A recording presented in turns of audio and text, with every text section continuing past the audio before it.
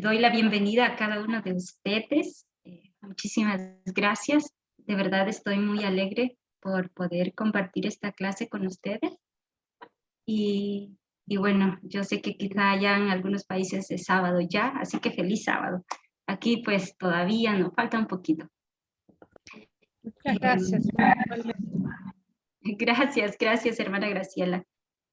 Bien, el título que ustedes pueden observar allí, El pequeño tiempo de angustia, me sentí motivada a poder hablar acerca de esto, porque también los últimos temas del campal que tuvimos reciente fueron bastante impresionantes. Sé que no solo para mí, sino que para cada uno de ustedes. Y quise hablar de esto para poder repasar algunos puntos de este último campal y otros puntos que ya habían sido mencionados en otros campos anteriores. Bien, entonces, el pequeño tiempo de angustia. Empezaré diciendo lo siguiente. Como sacerdotes, tenemos dos papeles fundamentales que hacer. Y esto es enseñar en primer lugar e interceder. Quise tomar estos dos conceptos de Hebreos del sacerdocio de Cristo para ver el ejemplo de Cristo. Pero todos somos capaces de enseñar. Sin embargo, esta idea no fue así al principio del viaje o del camino. Nos dimos cuenta a medida avanzábamos y también nos dimos cuenta que estábamos abrazando una idea de que solo los hombres sacerdotes podían enseñar. Y quiero decir que abrazamos esta ideología por muchos años. Nos aferramos a ese pecado y lo acariciamos. Sin embargo, Dios nos trajo hasta aquí. Y era medianoche cuando Él empezó a mostrarnos que teníamos muchas maneras de pensamiento erróneas, diría prácticas también erróneas, y entre ellas estaba esto, el sacerdocio solo para hombres. Quiero mencionar este ejemplo y dejarlo en sus mentes, porque lo que vamos a ver también van a ser otros ejemplos. El anciano Parminder en este último campal nos habló acerca de dos perspectivas.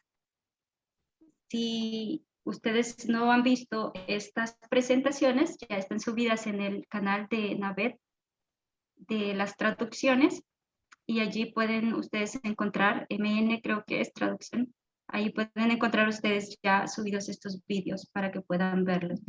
Y él habló de dos perspectivas, la ideología y el humanismo. ¿Sí recuerdan esto, verdad?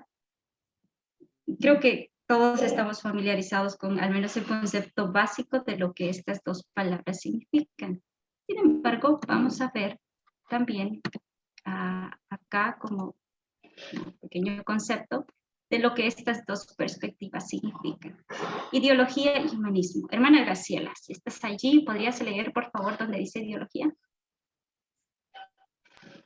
Sí, cómo no. Es cuando una idea o conjunto de ideas determinadas, interpretadoras de lo real, son consideradas como verdaderas y son ampliamente compartidas conscientemente por un grupo social en una sociedad determinada. ¿Qué puedes tú captar de como una idea? Y dice que es una idea, pero dame una idea básica de lo que tú captaste de esta lectura. Bueno, todas las sociedades tienen determinadas cosas como preadmitidas o implícitas en su sociedad. Y esas ideas ya implícitas es justamente lo que determina la ideología, porque es la manera que esa sociedad interpreta la realidad. Muy bien. ¿Alguien más tiene alguna otra idea? Gracias, hermana Graciela, por tu aporte. Gracias. ¿Puedes repetir la pregunta, por favor? Sí, ¿alguien más tiene algún comentario acerca de esto? de lo que es ideología. ¿Será que puedes repetir? Ok, ya repetiste la pregunta. Para mí, ideología parte de una idea, ¿no? Lo que Sí. significa que es una idea. Entonces, Ujú. personas con una ideología, aquí dice es un conjunto de ideas determinadas interpretadas de lo real. Son ideas que las personas interpretan de acuerdo a su experiencia personal y de cierta manera son bien o mal recibidas por la sociedad. Y cuando son bien recibidas, entonces son impuestas como una ideología y se hace tipo un culto en torno a esta idea. Muy bien, muy bien. Básicamente, gracias, hermana Solange, ¿verdad? Hermana Solange. Sí. Es una idea o varias ideas, como lo dice allí mismo. Y es interesante porque esto es considerado como algo cierto, como algo verdadero. Y por si fuera poco, esto se comparte de una forma consciente, dice ahí, ¿en dónde? En cierto determinado de grupo o en, diríamos también en algún grupo de... O sea, es que, para decirlo así, cuando nosotros estamos hablando de ideología, que nos referimos a esta idea, yo digo también a una creencia o también puede ser a una determinada doctrina. Y esto básicamente apela bastante a las emociones. Y se forman tanto, como dice allí, en grupos pequeños y cerrados como las sectas. Esto lo tomé de Wikipedia, como las sectas o los grupos mayores y abiertos como partidos de un equipo de fútbol. Bien, teniendo básicamente así lo que significa ideología, un sistema de ideas o creencias que se destacan no de una forma general en el mundo, sino en determinada grupo social, veamos ahora humanismo. Y dice así, alguien que pueda leerme, veamos, voy a decirle a hermano Kelvin. Sí, leo. Se denomina humanismo al sistema de creencias centrado en el principio de que las necesidades de la sensibilidad y de la inteligencia humana pueden satisfacer sin tener que aceptar la existencia de Dios y la predicación de las religiones, lo que se aproxima al laicismo y o a posturas secularistas. Muy bien, hermana Kelvin, muchísimas gracias. Ustedes pueden ver allí, está bastante claro lo que significa humanismo. Y fíjense que en este concepto, el ejemplo que mencionó el anciano Parminder en su presentación fue acerca del gobierno francés y el gobierno americano. Y él ubicó este concepto de ideología y humanismo, o como idea, en Apocalipsis 13, Estados Unidos, ustedes ven que es la bestia con dos cuernos como de cordero, y el humanismo como humanos, que aplicaba Apocalipsis 11 de Francia. No voy a hablar acerca de esto, pero lo que quiero decir es que este abordaje humanista lo llevó a contemplar la Declaración de los Derechos Humanos. Entonces, dos perspectivas. Una que va a canalizar en una sola dirección, como es ideología, y otra que nos hará ver algo más amplio, es decir, algo más razonable o algo más humano, algo que va a comprender y va a ver la necesidad de las personas. Y es interesante porque dice, puede satisfacerse sin tener que aceptar las existencias de Dios y la predicación de las religiones. Fue el ejemplo que básicamente nosotros vimos en esta historia sobre la historia de la Revolución Francesa. Bien. Después dice, perdón, ideología, esta frase la dijo él en su campaña, es como un túnel, te hará sentir que eres especial. Este modelo ideológico va a ir o va a canalizar en una sola dirección y nos hará pensar que tenemos cierto tipo de importancia o al menos que somos especiales, al menos esa es la idea que trata de hacer ver. Si nosotros hablamos de las religiones, todas van en una misma dirección, haciendo lo mismo. Y el objetivo final es que todas tienen algo especial o son especiales entre toda la multitud, entre todo el mundo. Pero cuando vemos el humanismo, me hace sentir y pensar todo lo contrario, ¿sí? Que no somos especiales, sino más bien somos sin valor. Yo pensaría que somos igual que todos. Es decir, por ejemplo, la Declaración de los Derechos Humanos no es para un determinado grupo de personas, sino que es para todo el mundo, no importando quién tú eres, cómo tú eres, sino que es para todos. Sin embargo, esta perspectiva sobre la ideología nos hace sentir de esta forma. Es como que todo va encapsulado y todo va a llegar a un mismo fin. Bien, ahora quiero que observemos esta línea y veamos el tiempo del fin, 1989. Como sacerdotes, todos se unen en esta historia.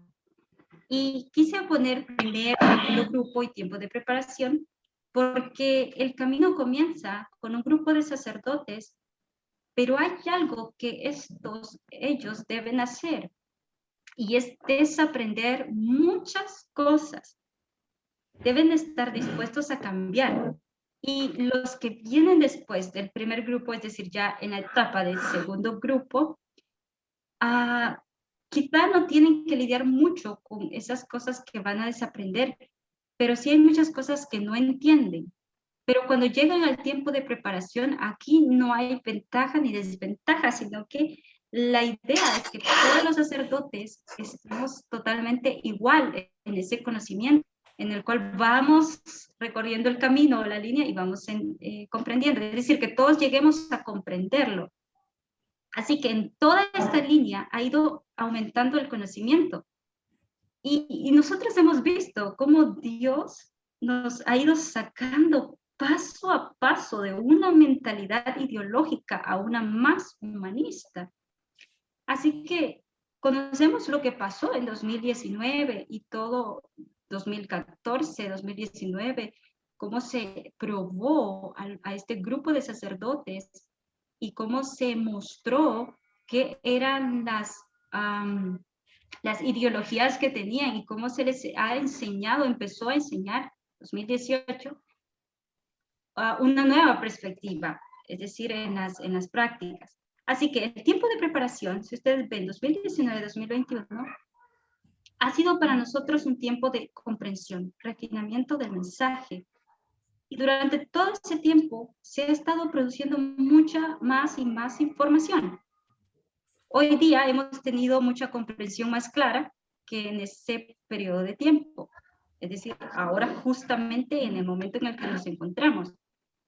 Y no es en este tiempo de 2019, después del clamor de medianoche, 2018, 2021, en todo ese tiempo, no es para compartir nuestras propias ideas de lo que está bien o está mal, sino que se nos motiva a reconocer el mensaje del momento, comprenderlo por nosotros mismos y bueno, por ende compartirlo con los demás. Así que el segundo grupo no se había librado de ideas erróneas, todavía arrastraba con algunas de ellas. Y el primer grupo, cuando empezaron a enseñar este mensaje, ellos pensaron que fue prudente para ellos incorporar todas estas ideas erróneas. ¿Por qué creen ustedes? ¿Por qué ellos traían ideas erróneas?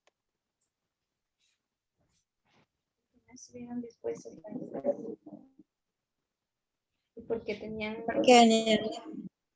Porque venía de un tiempo de oscuridad. Muy bien. Porque venía de un tiempo de oscuridad y había salido ¿de dónde? El protestantismo. Apóstata. Bien, y eso le conocemos como ¿qué?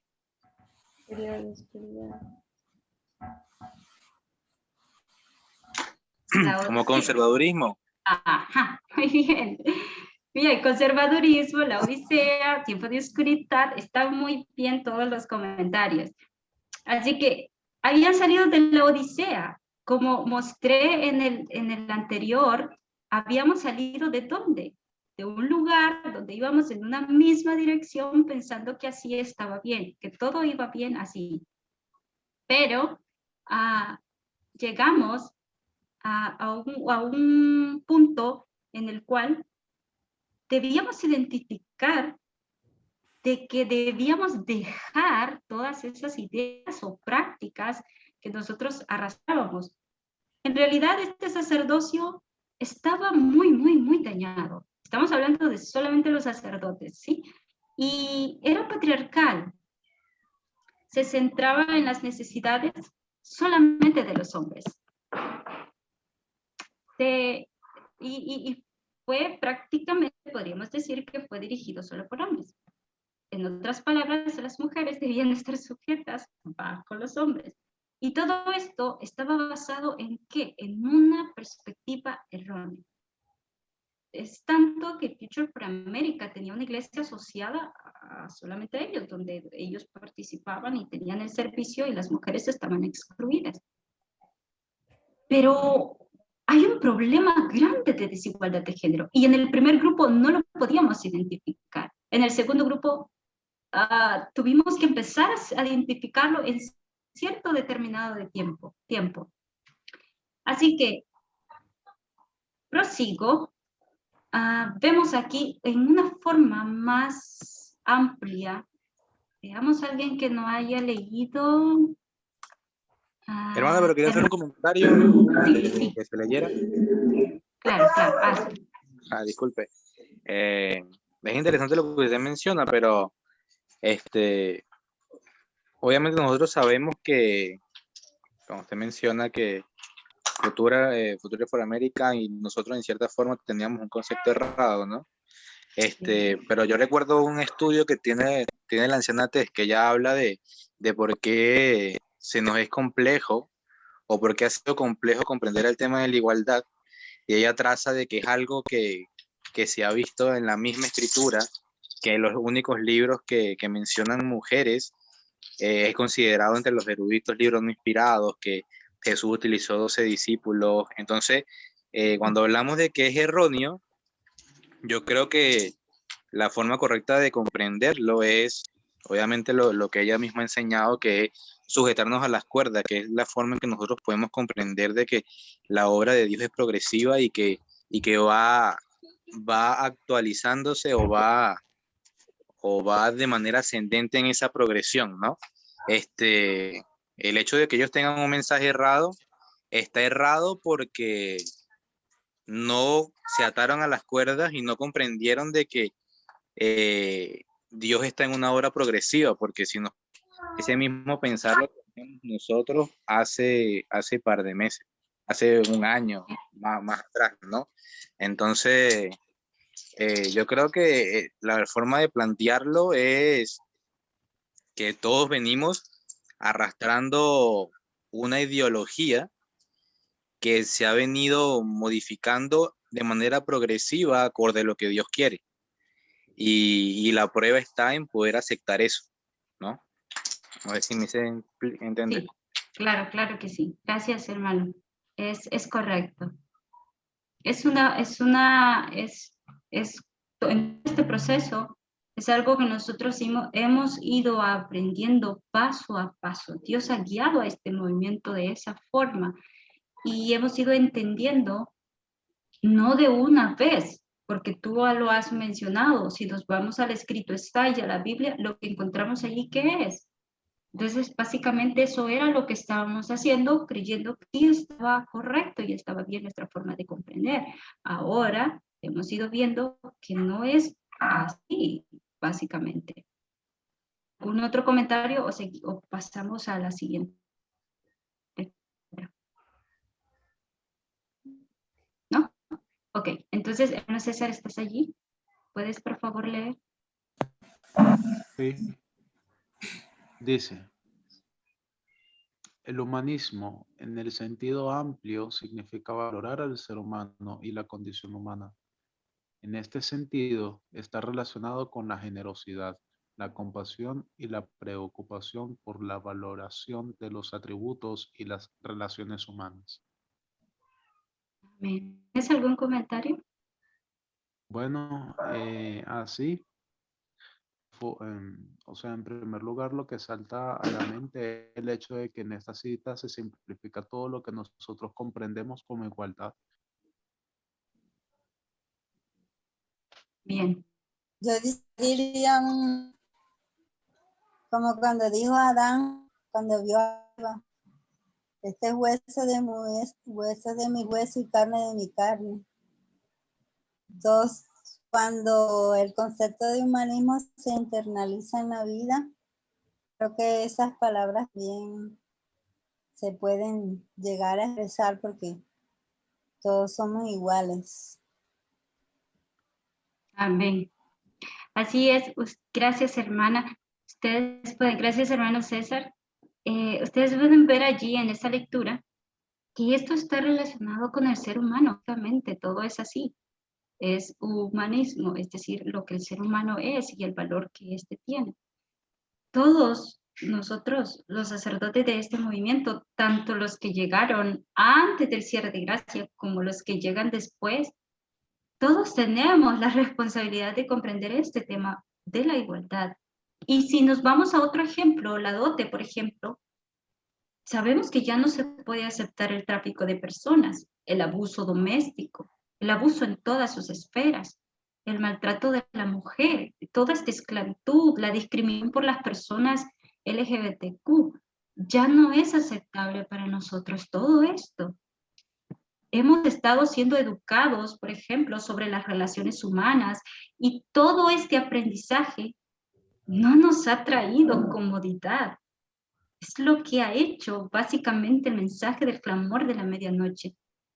No es lo mismo, queridos hermanos y hermanas, aprender que desaprender. El proceso de desaprender es muy doloroso, más cuando tú te encuentras cara a cara con esa ideología o ese esquema mental erróneo. Y este mensaje nos invita a reconsiderar nuestra forma de pensamiento para que adoptemos esa perspectiva más humana, más general, en la cual todos somos iguales. Estamos siendo probados en nuestro entorno, no solo de manera general en el movimiento como sacerdotes, sino también de una forma individual.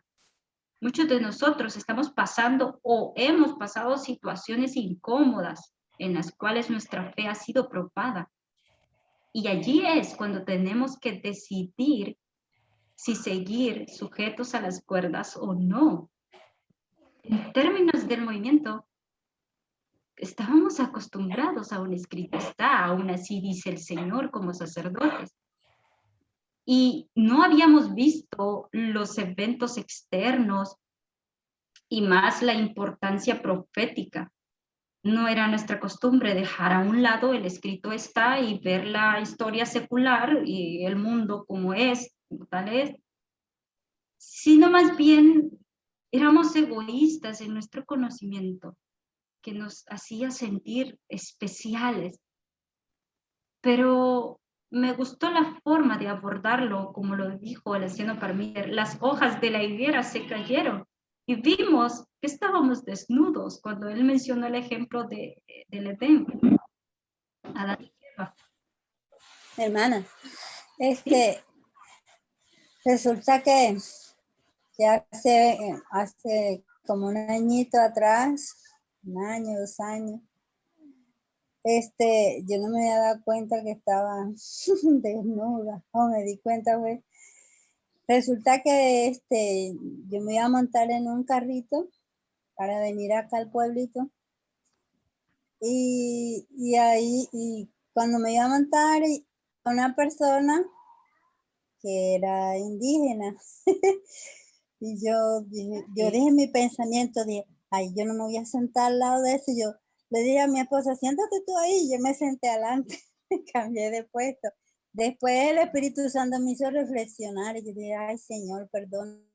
Y son cosas así que a veces a uno le salen, el Señor permite que a veces floten en uno para que uno se dé cuenta a veces de cuánta ideología había en la mente de uno. Edita. Que ahorita, gracias a Dios, está saliendo. Amén. Y fíjate, hermana, que en ese comentario que tú has hecho, quiero hacer una pregunta para todos nosotros. Pensemos por un momento en esto. ¿Quiénes somos? ¿O quiénes somos como movimiento? ¿O quién eres? ¿O qué dicen los de allá afuera que nosotros somos? ¿Un movimiento meramente político?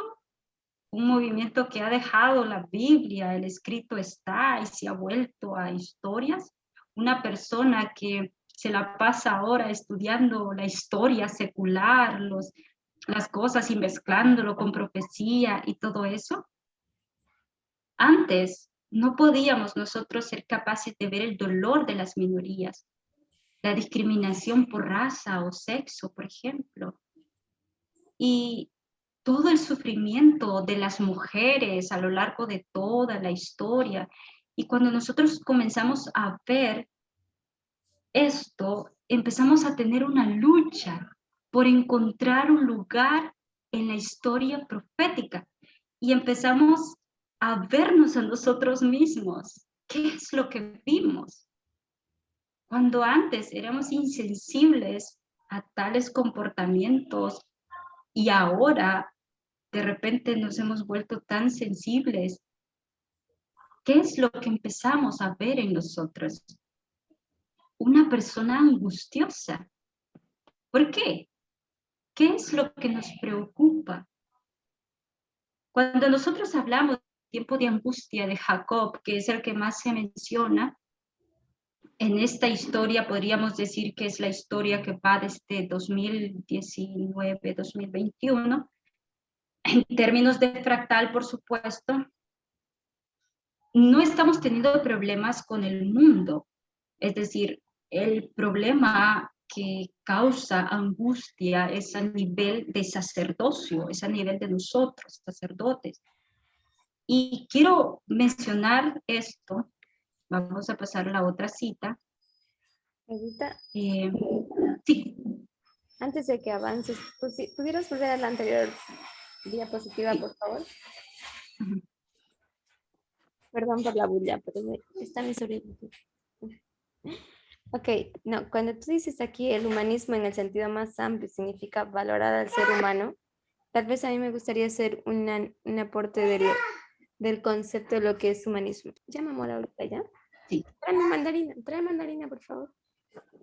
Gracias. Entonces, cuando hablamos de humanismo, hablamos de que el hombre es libre. El concepto de humanismo significa básicamente que el hombre es libre de tomar sus propias decisiones.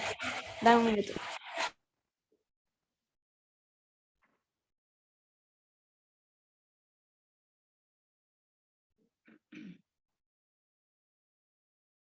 Gracias. Ok. En este sentido, cuando hablamos de esto, entonces también tenemos que ampliar el concepto de humanismo, porque humanismo es el derecho que el ser humano tiene de adquirir conocimiento y una educación.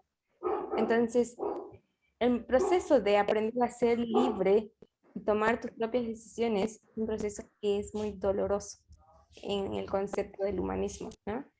Y esto es lo que nosotros estamos pasando como sacerdotes, porque hemos aprendido a ser libres, independientes, podemos decirlo incluso hasta, en cierta manera, hasta de Dios, porque ya no tenemos a Dios como para culparle de nuestros bienes, de nuestros males, porque podemos entender por conocimiento y una nueva educación que estamos adquiriendo, que son consecuencia de nuestras decisiones que nosotros tomamos.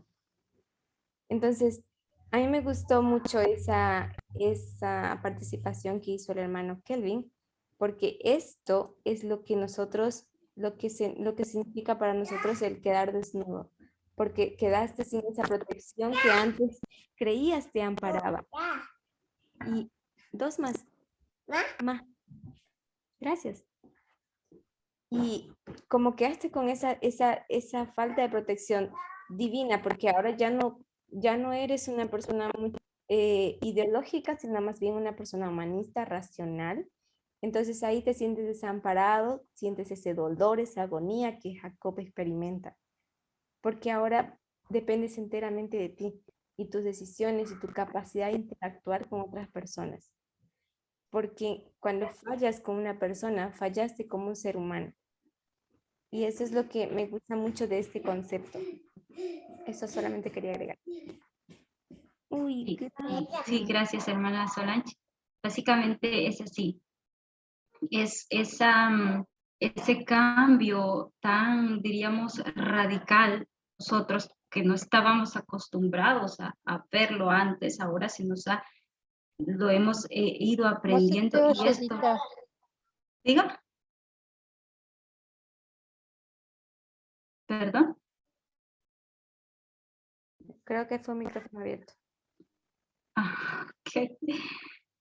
Ok, entonces ahora lo hemos ido viendo más cerca y no sé si a ustedes les sucede esto, pero a mí me sucede en cada tema presentado. ¿Se les Los fue a hermanos todos presentan. o solo a mí? Solo usted, hermana, debe estar presionado su micrófono de silenciador, así que actívelo desde el teléfono. Ok, gracias, Edita, puedes continuar.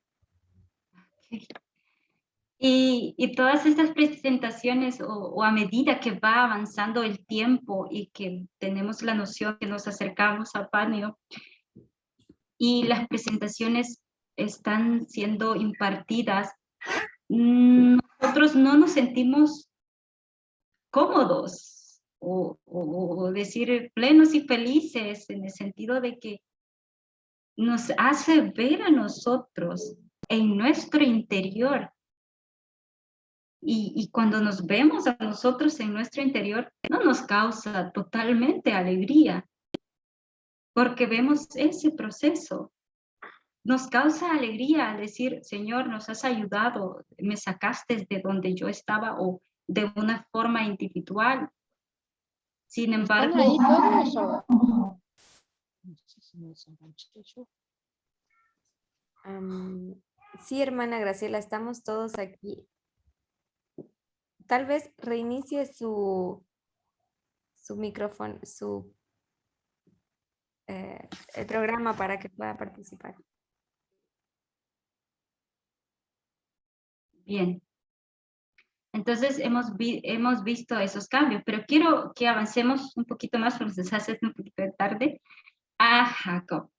Veamos quién no ha leído, que me lea esta cita. Hermana Giovanna, ¿puedes leerla?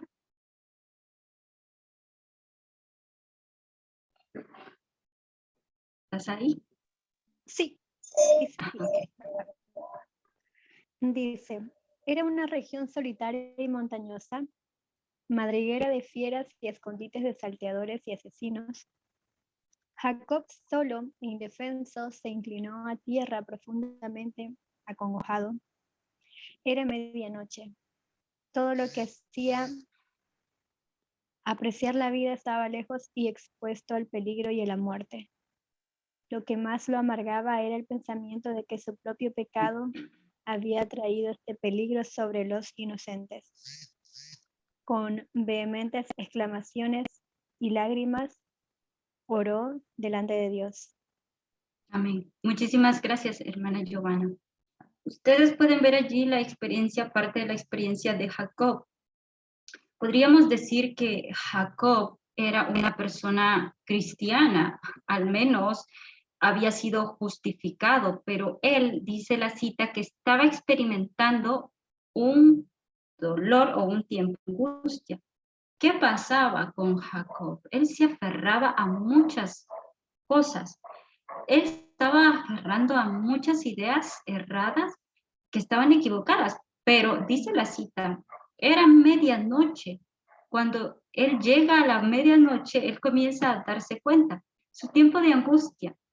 Estaba tan asustado, no de su hermano, sino que estaba asustado de su relación con Dios porque no era correcta. Lo dice allí, lo que más le amargaba era ese pensamiento de su pecado. Elena White diría que en verdad viene a un lugar donde finalmente se deshace de ese problema y es en medianoche cuando él comienza a ver esto, esta forma de pecado. Es decir, que él iba a renunciar a esos pecados más preciados o acariciados así lo menciona ella, pero la renuncia ocurre aquí, en el clamor de la medianoche, o sea, al inicio del tiempo de angustia, comienza a ver este proceso.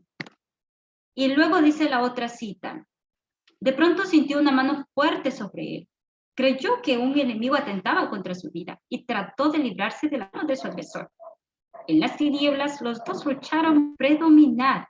No se pronunció una sola palabra, pero Jacob desplegó todas sus energías y ni un momento cejó en sus esfuerzos. Mientras así luchaba por su vida, el sentimiento de su culpa pesaba sobre su alma. Sus pecados surgieron ante él para alejarlo de Dios, pero en su terrible aflicción recordaba las promesas del Señor y su corazón exhalaba súplicas de misericordia. Así que la razón por la que esto sucede es porque esto se debe a fuerzas externas. Jacob se ha visto obligado a tener que tomar decisiones y él va a luchar, dice acá, con Dios. Pero él no sabe cómo es Dios, más bien él piensa que es su enemigo. Y si vemos a nosotros, ¿con quién nosotros nos encontramos peleando, diríamos? Con Dios. Me gusta que Permiter dice, si tú crees en las líneas, en línea sobre línea, entonces tú estás peleando con Dios. Aquí en esta historia, los pecados de Jacob es lo que le ha traído esta angustia. Y no solamente ha puesto en peligro su propia vida, sino que también en peligro su familia. Y una de las razones por las que nosotros estamos en este tiempo de angustia es porque hemos pecado. Hemos pecado y hemos acariciado diferentes tipos de ideas y el idealismo. O sea, hemos tenido que lidiar con muchas cosas que en medianoche empezamos a ver. Y de allí comenzó el proceso también de desaprender, y esto también nos ha traído bastante angustia. Dios pone la mano fuerte sobre él. No está solo del todo. Si nosotros pensamos en esta palabra mano, estamos hablando de una obra, ¿sí? Dios está a punto allí de hacer una obra poderosa en la vida de esta persona. Está en este problema por su propio pecado, pero Dios va a apoderarse de él. Y en vez de reconocer que Dios se apodera de él, o que hay una obra, o en vez de reconocer la mano de él, de Dios, él piensa que es un enemigo. Entonces no identifica a Jacob la intervención divina de Dios. Y es interesante esta cita porque si ustedes la ven, ustedes pueden ver que allí no se dijo ni una sola palabra. No hubo ese intercambio de mensajes o de información. No hay un mensaje, solamente es una lucha que hay con Dios. Lo que viene a su mente es ¿qué? Es culpa, lo dice allí. Es una culpa que pesa sobre su alma, sobre su vida pasada, y el pecado le impide reconocer a Dios. Sigamos con la otra cita para terminar esta. A ver, acá. Ahora sí, quiero que alguien, a ver, hermana Karina, ¿me puedes leer la cita? ¿Está ahí? Sí, hermana. Dice, se refirió a su arrepentimiento del pecado y pidió liberación. Mientras repasaba su vida, casi fue impulsado a la desesperación, pero se aferró al ángel y con fervientes y organizantes súplicas insistió en sus ruegos hasta que triunfó. Amén. ¿Sabes? Gracias, hermana Karina. Lo que más me gusta de esta cita es que él triunfa.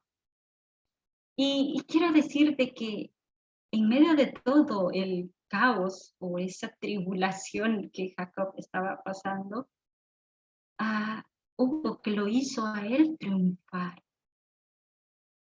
Él estaba analizando, repasaba su vida y casi impulsado a la desesperación, se aferró a Dios, a las promesas de Dios. Y con ferviente agonizante súplica, hemos estado aprendiendo acerca de la oración y la importancia de esta en nuestras vidas, sobre todo en este momento, en este tiempo que nosotros nos encontramos. Cuán importante se vuelve esa relación cercana con Dios y esa cercanía donde nosotros podemos sentir que realmente o tener la certeza de que Dios nos está guiando. Y no solamente encontramos el ejemplo de Jacob, saben que desde el 2014 hasta el 2019, como lo vimos en la línea anterior, también podemos decir que esta historia del Monte Carmelo, porque también podemos hacer la aplicación de que es más, Elena White, ella rectifica esto. Esta historia de Monte Carmelo precede también al tiempo de angustia de Elías y también compara el tiempo de angustia con Jacob y Elías. Y vamos a ver la siguiente cita. Acá está. Hermano, ¿quién sigue en la lista? Libardo. ¿Puedes leer? Dale.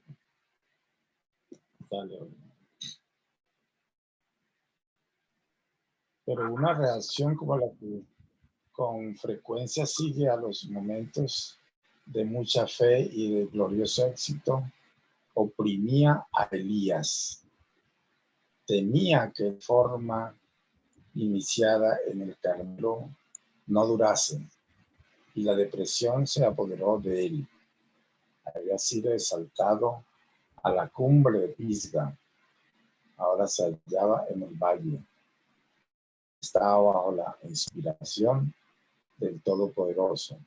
Había soportado la prueba más severa de su fe, pero en el momento de desaliento, mientras repercutía en sus oídos la amenaza de Jezabel, y Satanás prevalecía aparentemente en las maquinaciones de esa mujer impía. Perdió su confianza en Dios.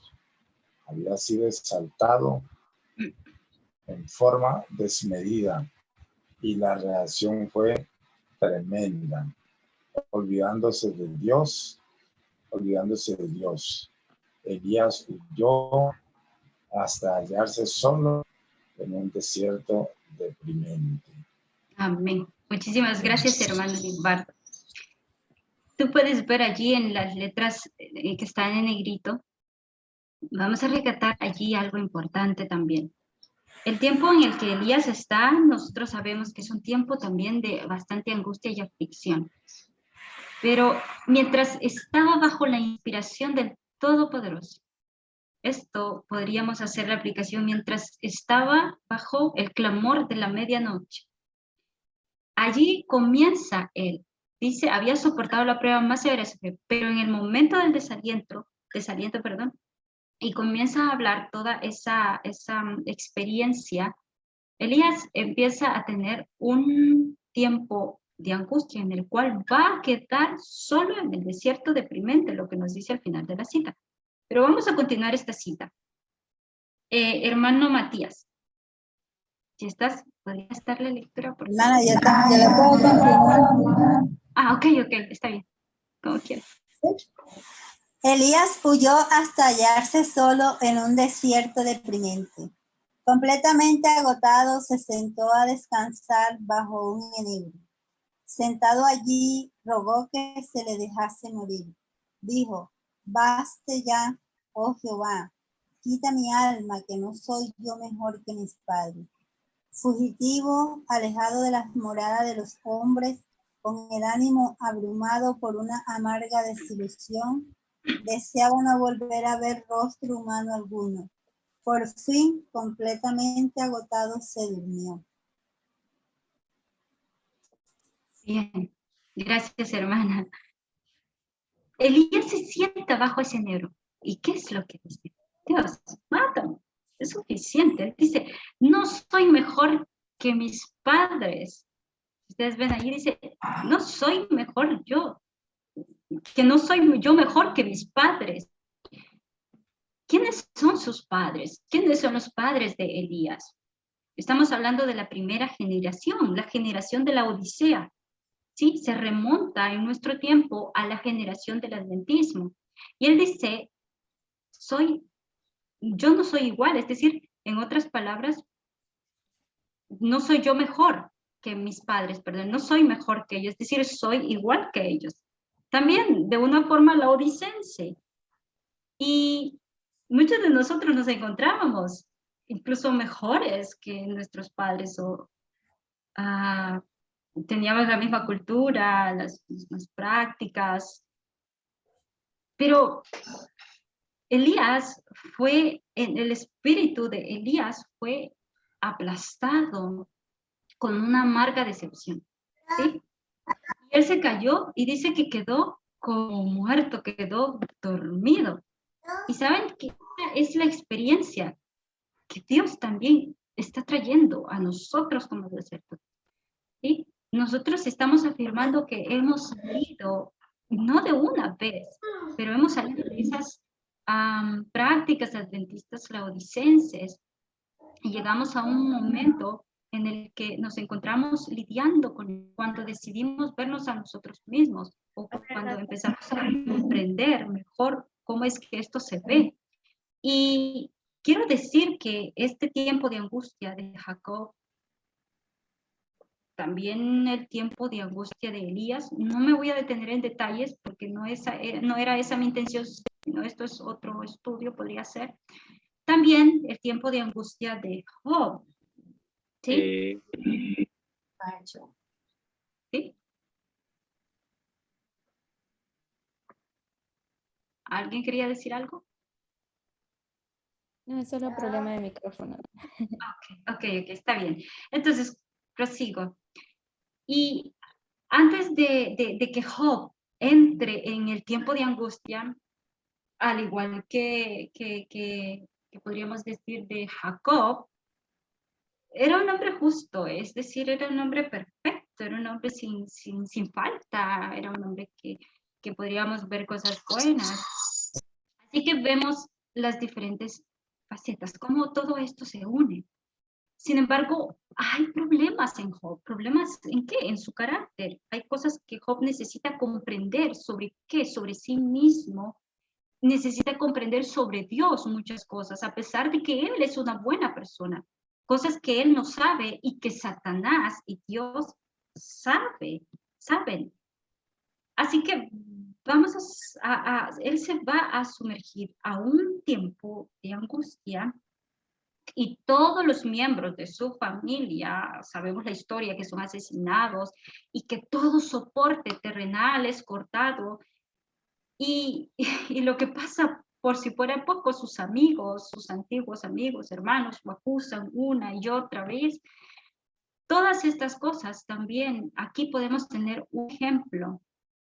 Pero ¿quién más está en este tiempo de angustia? ¿Quién más ha pasado un tiempo similar a este proceso como Job, Jacob, Elías? ¿Alguien? ¿Ustedes saben quién más pasó algo similar? Cristo. Amén. Claro, Cristo. ¿Dónde se encuentra Cristo? Está en la tumba. Sus discípulos han huido en esa parte. También en su bautismo, él se va al desierto durante 40 días y se encuentra allí como, se encuentra solo. Así que estamos viendo estas historias que están experimentando prácticamente lo mismo. Por lo tanto, nosotros no somos excluidos de esto. Seremos probados nosotros también, ¿sí? Si estamos o no estamos realmente en la fe. La historia de Cristo es una historia de aliento, también como la historia de Job, la historia de Elías, la historia de Jacob. Estas 4 personas, todas terminan en éxito. Cristo, Jacob, Elías, y lo vemos así, como en una, lo puse así, quise ponerlo así, pero es que si ustedes ven allí, tienen las mismas características de su historia o de su tiempo de angustia, se encuentran solos, tienen una prueba, pero al final hay un éxito, como sucede en todos. Jacob, Jesús, Elías, Job, todos están experimentando eso mismo, todos vencieron al final. Así que el mensaje del clamor de la medianoche, Dios nos está mostrando a todos nuestra miseria, ¿sí? Nuestra falta de fe. Esto es lo que trae. Cómo nos hemos aferrado a esas cosas que apreciábamos y a esas ideologías, pero que a pesar de todo, Él no nos soltará, tal como puso la mano en Jacob. Es eso lo que Dios está haciendo en nosotros de una forma individual y de una forma general.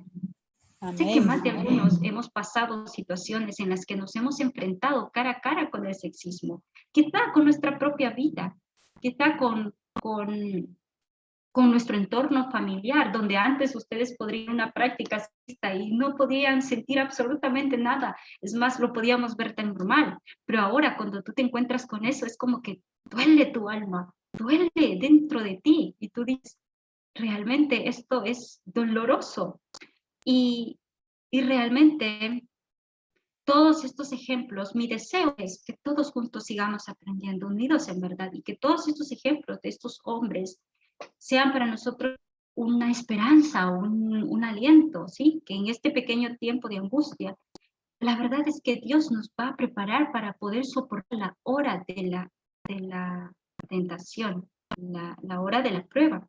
Y antes de terminar y leer la última cita, quiero decir lo siguiente. A todo el mundo, a toda la gente, lo que más le gusta es que le tratemos bien, como si fueran especiales y únicos. ¿Sí? A la gente le encanta de alguna manera que se les haga sentir que valen, que son especiales e importantes. Y esto hace de que se alimente su ego, su orgullo y se sienten verdaderamente bien cuando se les trata bien, cuando reciben esa atención positiva. Sí, y es algo que es muy normal, desde que nosotros nacemos hasta que somos adultos, envejecemos, todos anhelamos recibir esa atención positiva que eleva nuestra autoestima, mejora nuestra confianza en nosotros mismos y nos hace estar seguros de lo que somos, pensamos y decimos, y nos deja viéndonos como capaces de lograr y hacer muchas cosas en nuestra vida. Así que cuando esto sucede y el ser humano presenta más sus talentos y toda su forma de ser, se enorgullece de todo lo que hace, ¿sí? Y puede hacer mucho más para recibir más. Si nosotros vemos a Israel antiguo, Alfa y Omega, podemos ver la gran diferencia. Son las líneas que hemos visto de cómo era Israel antiguo y cómo ellos se hacían sentir especiales en sus creencias, en sus prácticas, tanto que se hacían ver en público y hacían hablar de su profesión de fe, y esto los hacía a ellos sentirse únicos en el mundo, podríamos decir, quizás exagero, pero especiales y que todo estaba correcto. Pero vemos que esto fue, dice en Pentecostés, fueron caídas esas teorías fantásticas en los discípulos y ellos pudieron comprender claramente cómo es que era este asunto. Lo mismo estamos viendo en nuestra historia. Salimos de formas diferentes de pensar donde ni siquiera nos centrábamos tanto en las relaciones humanas y la importancia de ellos, como mencionó hermana Solange. El humanismo lo que en realidad te hace ver, es decir, ser libres, poder tener esa capacidad de pensar, de razonar y de ahora aventurarte más, por ejemplo, en la historia donde no le tomamos importancia y tantos otros campos más. Y todo esto a nosotros nos lleva a ver de que realmente Dios, a pesar de todo este cambio y este proceso, Dios nos está guiando y nos ha dirigido en todo este tiempo. Y si pasamos situaciones difíciles en nuestra familia, nuestras personales, porque los tenemos de alguna manera, tenemos la esperanza de que vamos a vencer y vamos a estar preparados para 2021 en Pentecostés. Así que estaremos listos, que esta sea nuestra alegría. Y por último, les dejo con esta cita. Quiero que la lea hermano Marco, por favor. Sí. Muy bien. De nuevo se escucharon angustiosos susurros. ¿Cómo se sostiene la cuerda? Por un momento vacilamos antes de aventurar una respuesta. Luego exclamamos, nuestra única esperanza consiste en confiar plenamente en la cuerda. Hemos dependido de ella durante todo el difícil trayecto. Ahora no nos fallará. Aún la duda nos angustiaba. Entonces escuchamos las palabras, Dios sostiene la cuerda y no hay por qué temer. Luego los que venían detrás repitieron las mismas palabras y agregaron, Él no nos fallará ahora, puesto que hasta aquí nos ha traído a salvo. Amén. Qué cita tan llena de esperanza. Lo que más me gusta en esta cita es que no estamos solos, ni de forma individual. Tú no estás solo. Dice que todos escuchamos esas mismas palabras, todos. Unos repiten a otros. Así estamos en este proceso. Unos llegaron primero, otros llegaron a mitad, otros llegamos al final del cierre, otros quizá hace poco, pero todos estamos en este camino y Dios nos está guiando. ¿Y quién sostiene las cuerdas? Por supuesto que Dios. Así que esto que nos llene de alegría y de esperanza para que nosotros podamos creer realmente y tener esa fe bien fuerte en Dios, de que Dios está con nosotros. Que Dios bendiga a cada uno de ustedes y muchas gracias por estar aquí. Gracias. Hermana, hay un verso, por cuanto has guardado la palabra de mi paciencia, yo también te guardaré de la hora de prueba que ha de venir sobre el mundo entero. Amén. Qué versículo. Muchísimas gracias. Es así, amén.